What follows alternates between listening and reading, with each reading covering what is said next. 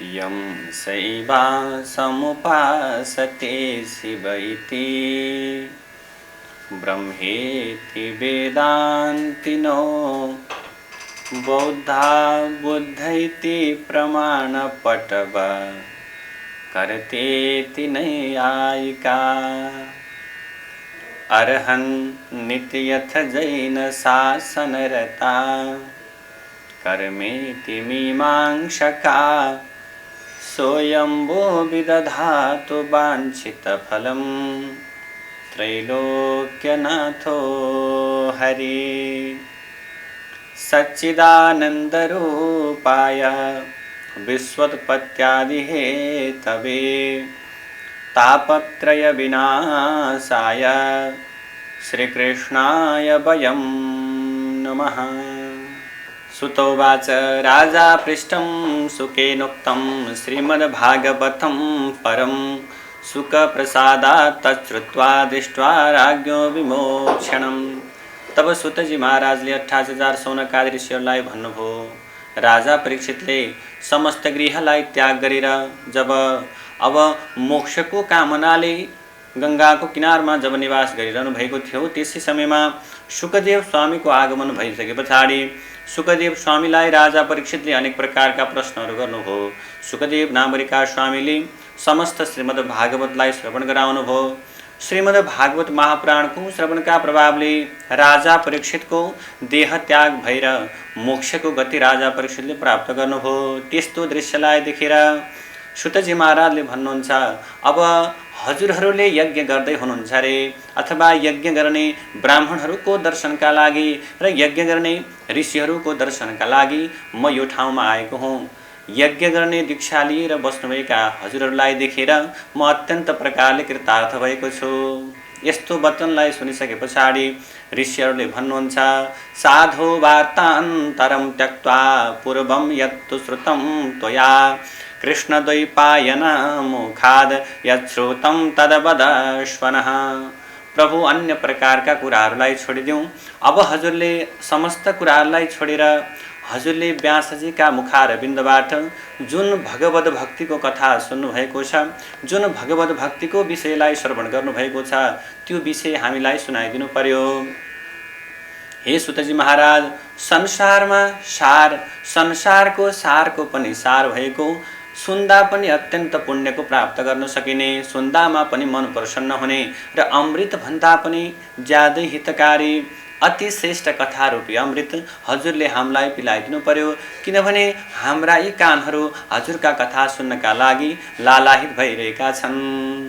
तब सुतजी महाराजले भन्नुहुन्छ, सुतौवाच बिलो मजोपि धन्योस्मि यन्मां पृच्छत सत्तमा यथा ज्ञानं प्रवक्ष्यामि यच्छ्रुतं व्यासवक्त्रतः।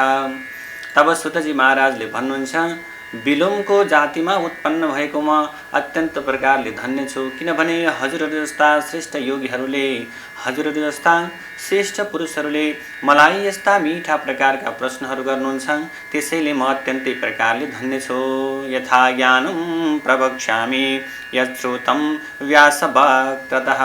मैले व्यासजीका मुखबाट, व्यासजीका मुखारविन्दबाट भगवत भक्तिका जुन जुन प्रसङ्गहरू सुनेको छु, जुन कुरालाई मैले राम्रोसँग जान्ने पनि गरेको छु, ती समस्त कुराहरूलाई हजुरका समक्षमा म बताउँदै जानेछु। एकदा नारदो गच्छन् नरनारायणालयं तापसैर्बहुभिः सिद्धैर्देवैरपि निसेवितं।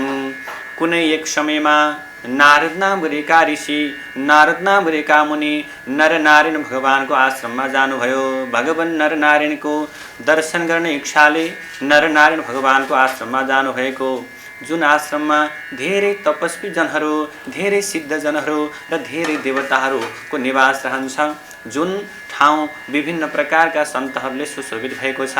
त्यस्तै गरी जुन आश्रममा बैरका रुखहरू, बर्रोका रुखहरू, अमला, बेल, त्यस्तै गरी आँप, लप्सी, कदम्बका विभिन्न वृक्षहरूले र अरू वृक्षहरूले पनि जुन ठाउँ सुशोभित भइरहेको छ, जहाँ भगवान विष्णुको चरणोदकवाली पवित्र गंगा र अलकनन्दा पनि जहाँ छन्, वहाँ पुगेर नारद नामका ऋषिले महामुनि जो नारद हुनुहुन्छ उहाँले गएर भगवान नरनारायणलाई भगवान विष्णुलाई गएर साष्टाङ्ग दण्डवत गर्नुभयो। परब्रह्ममा सधैँ मन लगाइरहने, समस्त इन्द्रियहरूमाथि विजय प्राप्त गर्नुभएका, काम क्रोधादि समस्त प्रकारका खराब वस्तुहरूलाई त्याग्नुभएका, ती खराब वस्तुहरूसँग संसर्ग पनि सम्म नबन्नुभएका, स्वच्छ मन हुनुभएका, प्रखर ब्रह्मतेजले प्रकाशित हुनुभएका, प्रखर ब्रह्मतेजले चम्किरहनुभएका यस्ता देवताहरूका पनि देवता भगवान नारायणलाई साष्टाङ्ग दण्डवत गरेर दुवै हातलाई जोडेर विनम्रतापूर्वक नारद नागरिका ऋषिले नरनारायण भगवानको ध्यान गर्न लाग्नुभयो, स्तुति र बिन्ती गर्न थाल्नुभयो। नारदजी भन्नुहुन्छ, देव देव जगन्नाथ कृपाको पारसत पते, सत्यव्रतस्त्र सत्योसी सत्यात्मा सत्य सम्भव। तब नारदजीले भन्नुहुन्छ, हे देवदेव, हे जगन्नाथ, हे कृपाका सागर, हे सतपति, हे स्वामी, हजुर नै के हुनुहुन्छ? सत्यव्रत हुनुहुन्छ, हजुर नै त्रिसत्य पनि हुनुहुन्छ, हजुर सत्य आत्मा पनि हुनुहुन्छ, त्यस्तै गरी सत्य सम्भव पनि हजुर हुनुहुन्छ। हे भगवान, हजुरलाई बारम्बार नमस्कार छ, हजुरलाई बारम्बार प्रणाम छ। तपाईको शरणमा म परेको छु। तपाईको जो तपस्या छ यो त सम्पूर्ण जगतका लागि हो। हजुरले गरेको तपस्या, हजुरले गरेको ध्यान, हजुरले गरेको योग आफ्ना लागि नभएर समस्त संसारका प्राणीहरूका लागि र समस्त संसारका प्राणीको कल्याणका लागि हजुरले ध्यान गर्दै हुनुहुन्छ। र हजुरले जुन गर्नुभएको तपस्या छ यो तपस्या त संसारका समस्त मानिसहरूलाई, संसारका समस्त जनहरूलाई मर्यादाको क्रम सिकाउन र मर्यादामा राख्नका निम्ति हजुरको तपस्या अत्यन्तै महत्त्वपूर्ण छ। जस्तै कलियुगमा एकजनाले गरेको पापले के हुन्छ? पृथ्वी डुब्दछ। त्यस्तै गरी एकजनाले नै गरेको धर्मको प्रभावले पृथ्वी तर्दछ, अर्थात् पृथ्वी उत्रिन थाल्दछ। यसमा कुनै पनि प्रकारको संशय छैन। जस्तो पहिले पहिले सत्ययुगमा एउटाले गरेको पाप र पुण्य समस्त प्राणीलाई हुन्थ्यो, तर कलियुगमा त्यस्तो स्थिति सम्पूर्ण प्रकारको हटाएर केवल कर्ताले मात्रै पुण्य र पापको भोगी गर्न पाउँछ, पुण्य र पापलाई भोग गर्न पाउँछ कर्ताले मात्रै। त्यस्तै गरी यही तपाईको तपस्याको पनि स्थिति भइरहेको छ। कलियुगमा सम्पूर्ण प्राणीहरू विषय भोगमा आसक्त भएका छन्। सम्पूर्ण प्राणीहरू कलियुगका विषय वासनामा लच्छन्, विषय वासनामा रत भएर बसिरहेका छन्। त्यस्तै गरी आसक्तिमा भोगमा हिरिक्क भएर बसिरहेका कलियुगका मानिसहरू छन्। श्रीमान श्रीमती आफ्ना सन्तानहरू घर धन र सम्पत्तिमा आसक्त रहेर धन र सम्पत्तिमा हिरिक्क अवस्थामा रहेर तिनको कल्याण हुने अवस्था छैन। त्यसैले घर परिवारमै बसेर भए पनि घर परिवारको कर्मलाई अगाडि बढाउँदै गएर पनि कसरी उनीहरूको मुक्ति हुन सक्दछ यो कुरा विचार गरेर हजुरले मलाई बताइदिनु पर्यो। नारदजीको यस्तो प्रकारको आग्रह हुँदै हुँदै गयो। त्वन्मुखा श्रुतुका मोहम ब्रह्मलोकादिहा गतः उपकार प्रियो विष्णुरिति वेदे विनिश्चितम्। तब नारद नाम गरेका मुनिले भन्नुहुन्छ, तपाईको मुखारविन्दबाट समस्त जनको कल्याण हुने यो पवित्र प्रकारको कुरालाई सुन्नका निम्ति अहिले म ब्रह्मलोकदेखि हजुरको समक्षमा आएको छु। किनकि समस्त प्रकारका शास्त्रहरूले, समस्त प्रकारका पुराणहरूले भनेका छन् भगवान विष्णु उपकार प्रिय हुनुहुन्छ, अर्काको उपकार गर्नमा सधैँ तत्पर रहनुहुन्छ। यो कुरालाई वेद तथा सम्पूर्ण शास्त्रहरूले निश्चित गरेर भनिसकेका छन्। तस्माल्लोकोपकाराय कथासारं वदाधुना यस्य श्रवणमात्रेण निर्भयं विन्दते पदम्। तब नारदजीले भन्नुहुन्छ, त्यसकारण मनुष्य मात्रको परोपकारका लागि अथवा मनुष्य जनको कल्याणका लागि जुन पुण्य कथाहरूको सार अथवा त्यो पुण्य कथाको सार मात्रै छ त्यो सार वस्तु हजुरले मलाई बताइदिनु पर्यो। जसको श्रवणले गर्दा, जुन कुरालाई सुन्नाले समस्त भयहरूबाट छुटेर कलियुगका मानिसहरूले मोक्ष प्राप्त गर्न सकुन्, मोक्ष पदलाई प्राप्त गर्न सकुन्। नारदजीले भन्नुहुन्छ, त्यही भएर मोक्ष प्राप्त गर्ने अथवा कलियुगका मानिसहरूलाई कल्याण गर्ने त्यस्तो उत्तम प्रकारको साधन के छ हजुरले मलाई बताइदिनु पर्यो। नारदस्य वच श्रुत्वा प्रहस्य भगवान् ऋषि कथां कथितुमारेभे पुण्यां भुवन पावनीम्। यस्ता प्रकारका नारदजीका वचनलाई सुनेर भगवान जब नारदजीका वचनलाई सुन्नुभयो तब भगवान नारायणले हल्का मुस्कुराएर केही अनुहारमा मुस्कुराहटको भावनालाई प्रस्तुत गरेर 14 भुवनलाई नै पवित्र पार्नेवाला पुण्यदायी कथालाई श्रवण गराउन सुरु गर्नुभयो। नारदजीको वचनलाई सुनेर नारायण भगवानले भन्न थाल्नुभयो, गोपाङ्गना वदन पङ्कज षड्पदस्य रासेश्वरस्य रसिका भरणस्य पुंसः वृन्दावने विहरतो व्रजभरतो राधे पुण्यां कथां भगवतः शृणु नारदत्वम्। पुण्यां कथां भगवतः शृणु नारदत्वम्। भगवान नारायणले भन्नुहुन्छ, जो ब्रजका गोठालाहरूका अथवा ब्रजका गोपहरूका ब्रजका गोठालाहरूका स्त्रीहरूको मुखरूपी कमलको भमर अर्थात् भमरो हुनुहुन्छ, जो रासलीलाका ईश्वर हुनुहुन्छ, जो रासलीलाका प्रमुख हुनुहुन्छ, जो रसिक जनहरूको आभरण अर्थात् गहना हुनुहुन्छ, जो वृन्दावनमा विहार गर्नुहुन्छ, ब्रजका पति हुनुभएका आदि पुरुष भगवानको पुण्य र पवित्र कथा हे नारद म अब तिमीलाई सुनाउने प्रयत्न गर्दैछु। जुन भगवानले आँखा झिमिक्क पार्ने बित्तिकै अथवा आँखा झिम्म पार्ने समयभित्रै समस्त जगतलाई रचना गरिदिनुहुन्छ, उत्पन्न गर्नुहुन्छ। हे नारद, भगवानका त्यस्ता कर्महरूलाई वर्णन गर्न पृथ्वीमा कसले नै सक्छ र अर्थात् भगवानका ती लीलाहरूलाई वर्णन गर्न पृथ्वीमा जस्तोसुकै समर्थ पुरुषले पनि त्यो व्याख्या गर्न सक्दैन। हे नारद मुनि, तिमी पनि भगवानका चरित्रका सरस सम्पूर्ण प्रकारका सार जान्दछौ र तिमीले यो कुरालाई पनि जान्दछौ, भगवानका चरित्रहरूलाई वाणीद्वारा भनेर अथवा कसैको मुखबाट मुखरित गरेर त्यो सम्भव नै छैन। शब्दमा भगवानका लीलाहरूलाई अटाउनै सकिँदैन। भगवानको गरिमालाई शब्दद्वारा व्यक्त गर्न सकिने कुनै पनि कुरा सम्भव सधैँ छैन। तथापि वक्षे पुरुषोत्तमस्य महात्म्यमत्यद्भुतमादरेण दारिद्र्यवैदभ्यहरं यशस्यं सत्पुत्रदं मोक्षदमाशु सेव्यम।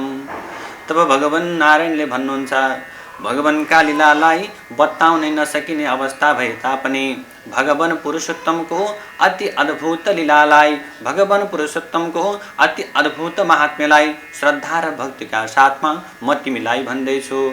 जुन कथालाई सुन्नाले, जुन भगवानको लीलालाई श्रवण गर्नाले सम्पूर्ण दरिद्रता हटेर जान्छ र सम्पूर्ण प्रकारका पापहरू विनाश भएर जान्छन्, पापहरू हटेर जान्छन्।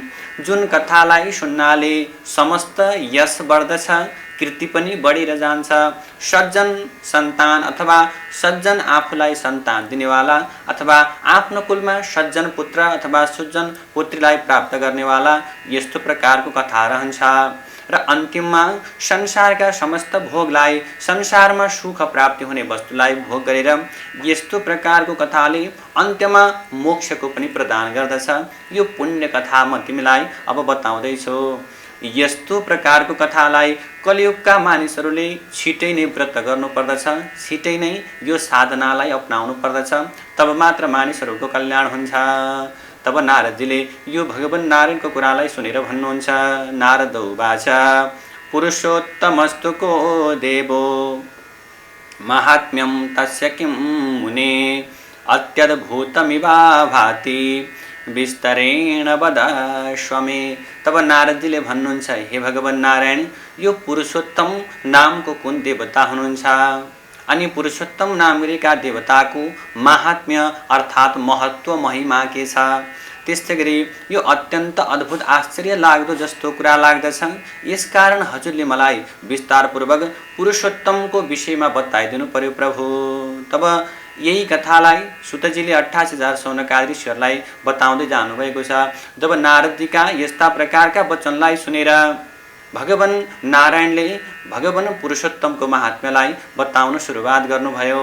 तब नारायणले राम्रोसँग भगवानमा मन लगाएर पुरुषोत्तम भगवानलाई नै सम्झेर नारदजीलाई पुरुषोत्तम मासको महात्म्य अथवा पुरुषोत्तमको विषयमा बताउन थाल्नुभयो।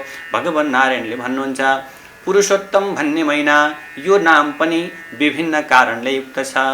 पुरुषोत्तम महिनाको स्वामी दयाका सागर भगवान साक्षात् पुरुषोत्तम नै हुनुहुन्छ। यसै कारणले गर्दा यो महिनालाई हामी पुरुषोत्तम महिना भन्ने गर्दछौँ। यो पुरुषोत्तम महिनाको व्रत गर्नाले भगवान पुरुषोत्तम नै अत्यन्त प्रकारले प्रसन्न रहनुहुन्छ। भगवानको यस्तो वचनलाई सुनेर नारदजीले भन्नुहुन्छ, नारदो वाच सन्ति मध्वादयो मासा स्यश्वरास्ते श्रुत्वा मया तन्मध्ये न श्रुतो मासः पुरुषोत्तम संज्ञकः। तब नारदजीले भन्नुहुन्छ, भगवान हजुरले जुन कुरालाई बताउनुभयो, चैत आदि गरेका अथवा विभिन्न प्रकारका महिनाहरूका, चैतका, वैशाखका अथवा जेठका यी विभिन्न महिनाहरूका ईश्वर पनि छन्, ईश्वर भनेको स्वामी पनि छन् र यी महिनाहरू ईश्वरले सहित छन् अथवा स्वामीले सहित छन् भन्ने कुरा मैले सुनेको थिएँ। तर तिनीहरूमध्ये पनि पुरुषोत्तम नाम गरेको महिना त अहिलेसम्म मैले सुनेकै छैन। पुरुषोत्तम भनेको कुन महिना हो अनि त्यसको स्वामी भगवान पुरुषोत्तम कसरी हुनुभयो? हे कृपाका खानी प्रभु नारायण, हजुरले यो कुरालाई बेली विस्तार लगाएर व्याख्यानपूर्वक प्रश्न पार्ने तरिकाबाट मलाई बताइदिनु पर्यो। हे भगवान, त्यस महिनाको अर्थात् पुरुषोत्तम महिनाको उत्पत्ति कसरी भयो त्यो पनि कारणसहित मलाई बताइदिनु पर्यो। हे भगवान, पुरुषोत्तम महिनामा कुन कुन प्रकारका कर्म गर्नुपर्दछ, कसरी स्नान गर्ने, कसरी सन्ध्यावन्दन आदि कर्मलाई अगाडि बढाउने र पुरुषोत्तम मास महात्म्यमा अथवा पुरुषोत्तम महिनामा कुन कुन वस्तुहरू दान गर्दा मानिसहरूलाई पुण्यको प्राप्ति हुन्छ अनि यस महिनामा कसरी जप गर्नाले, कसरी पूजा गर्नाले र कसरी उपवास बस्नाले कलियुगका मानिसहरूलाई कल्याण हुन्छ यो पनि मलाई बताइदिनु पर्यो। व्रतको, पूजाको र उपवासको नियम पनि हजुरले मलाई कहिदिनु पर्यो। हे प्रभु, यस महिनामा व्रत गर्नाले कुन कुन देवताहरू प्रसन्न रहन्छन् अथवा यस महिनाको व्रत गर्नाले, पुरुषोत्तम मासको व्रत गर्नाले कस्तो कस्तो प्रकारको फललाई प्राप्त गर्न सकिन्छ, यो सबै कुरा विस्तारमा हजुरले मलाई बताइदिनु पर्यो। र अरू कुराहरू पनि जो मैले सोधेको छैन अथवा भनौँ जुन कुरा मैले सोध्न बिर्सिएको छु यो मासको विषयमा त्यो पनि हजुरले मलाई बताइदिनु पर्यो। किनभने सज्जन मानिसहरूले अथवा ठुला व्यक्तिहरूले, जो सज्जन व्यक्तिहरू छन् उनीहरूले दुखीहरूका लागि नसोधिएको कुराको पनि उत्तर दिने गर्दछन्। त्यस्तै गरी हजुरले पनि मैले कुनै कुरा सोध्न बिर्सिएको छु भने पनि यो महिनाको विषयमा सम्बन्धित कुनै कुराहरू छन् भने मैले नसोधेको भए पनि हजुरले मलाई बताइदिनु पर्यो। नराये भो विजायन्ते परभाग्यानुवर्तिनः दारिद्र्य पीडिता नित्यं रोगिणः पुत्रकाङ्क्षिणः। यी कलियुगका मानिसहरू कस्ता हुन्छन्? दासत्व स्वभावका हुन्छन्। यिनीहरूको वृत्ति पनि दासत्व स्वभावको हुन्छ। दरिद्रताले कलियुगका मानिसहरू पीडित भइरहेका हुन्छन्। सधैँ रोग लागिरहन्छ, सधैँ चिन्ताले कलियुगका मानिसहरूलाई सताइरहन्छ। सधैँ सन्तान जन्माउने, सधैँ वंश वृद्धि बाहेक अरू कलियुगका मानिसहरूले सोच्दैनन्। त्यसैले प्रभु, यस्ता वृत्तिमा लागेका, कलियुगमा अज्ञानले लिप्त भएका अथवा अज्ञान रूपी अन्धकारबाट अन्धा भएका त्यस्ता व्यक्तिहरूलाई पुण्य दिने र तिनीहरूलाई मोक्ष दिने बाटो के छ त्यो हजुरले मलाई बताइदिनु पर्यो। जडामुका दाम्भिकाश्च हीन विद्याः कुचैलिना नास्तिका लम्पटा नीचा जर्जरा परसेविना। कलियुगका मानिसहरू कस्ता छन्? मूढ प्रकारका छन्।